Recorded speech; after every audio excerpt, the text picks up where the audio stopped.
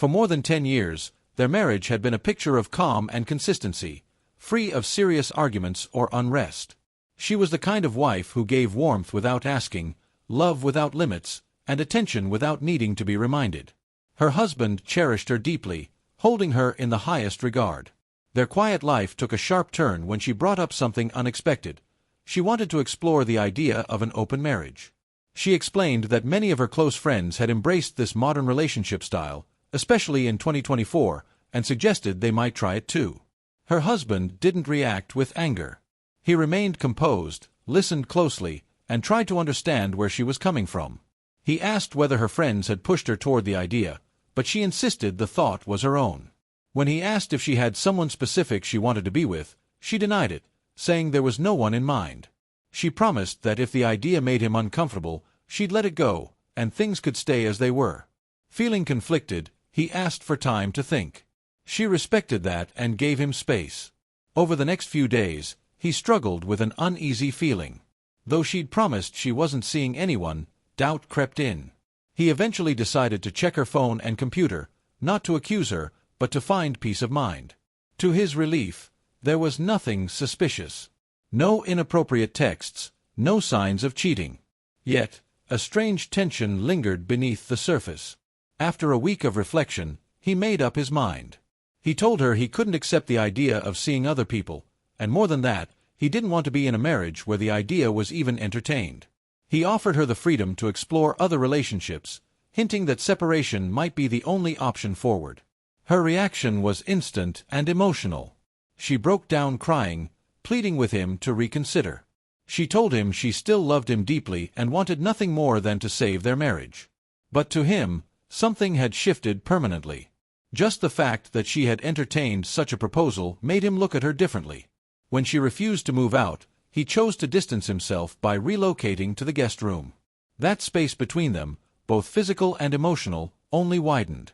Soon after, she became unwell and took a break from work. Despite her condition, she repeatedly asked him to return to their bedroom and discuss what had gone wrong. But he remained unmoved, sticking to his decision. He couldn't shake the suspicion that her friends had steered her in this direction, and part of him wondered whether she already had someone else in mind. Those doubts intensified when he uncovered something he hadn't expected. While checking her belongings again, he stumbled upon a second phone, one she had never mentioned. When she realized he might have found it, she came clean and admitted to owning it. She claimed it was simply a device she used to chat with people outside their marriage and seemed to think he already knew. What he found on that hidden phone was devastating. She had been emotionally involved with someone else, confiding personal details about their marriage and making plans to deepen the connection. He felt crushed. The worst fears that had been brewing in the back of his mind were now confirmed. Trust had been broken in a way that couldn't be undone. He no longer saw a future with her. Staying in a relationship where he felt disrespected, diminished, and emotionally sidelined wasn't something he could accept. While part of him still cared about her, that affection wasn't enough to fix what had shattered. Her actions, proposing an open marriage, hiding a second phone, and building an emotional bond with someone else, had, in his eyes, destroyed their foundation. Even after being confronted with the truth, she continued to ask for forgiveness.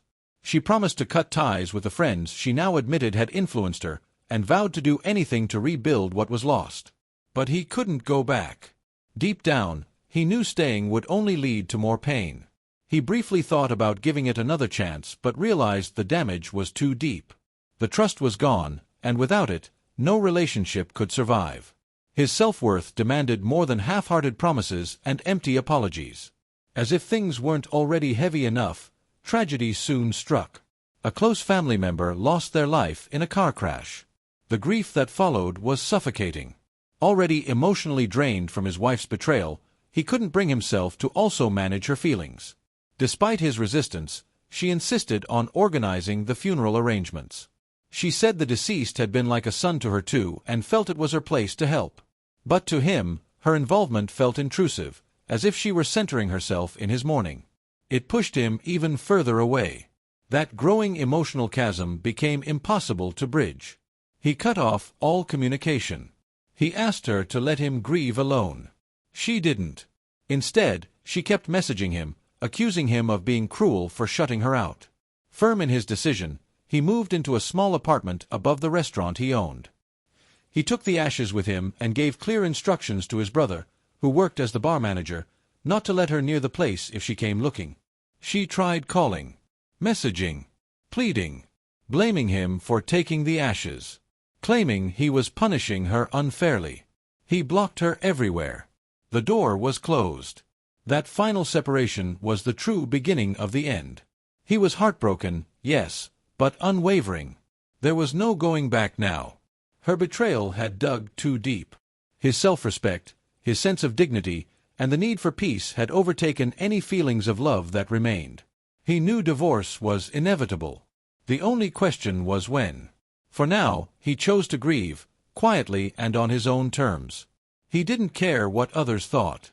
He had already lost too much to keep living a life that wasn't truly his.